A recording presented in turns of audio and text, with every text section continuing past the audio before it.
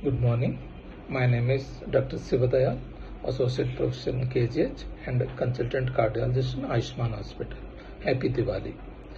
ఈ దివాళీ సందర్భంగా కొన్ని ఫైనాన్షియల్ టిప్స్ చెప్పుకుందాం.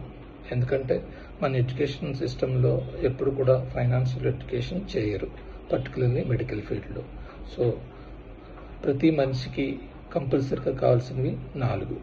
1 term insurance, 2 health insurance, 3 emergency fund, 4 investments. Coming to term insurance at least 10 times of the annual income పెట్టుకోవాలి. It should be కంప్లీట్గా pure term insurance అయి ఉండాలి. Don't mix endowment policies. ఒకవేళ dependent మనకి లేకపోయినా హ్యూజ్ అమౌంట్ ఆఫ్ ప్రాపర్టీస్ మనము మన ఫ్యామిలీకి ఇస్తున్నా సరే ఈ టర్మ్ ఇన్సూరెన్స్ అవసరం లేదు.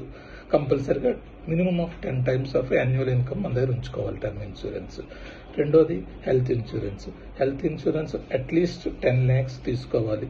మనకు ఒకవేళ ఆరోగ్యశ్రీ కవరేజ్ ఉన్న ఆర్గనైజేషన్ కవరేజ్ ఇచ్చినా సరే మనము minimum 10 lakhs of health insurance మనం చేయించుకోవాలి. మూడోది emergency fund 3 months to 2 years వరకు ఎమర్జెన్సీ ఫండ్ మన దగ్గర ఉంచుకోవాలి. Minimum of 6 months emergency fund ఉంచుకోవాలి. అది కూడా మన ఎఫ్డీలో ఉంచుకోవాలి. ఆ ఎఫ్డీ నుంచి మనం ఏమీ ఎక్స్పెక్ట్ ఈ 6 months దీని నుంచి మనం ఏమీ ఎక్స్పెక్ట్ చేయకూడదు. This is only emergency purpose.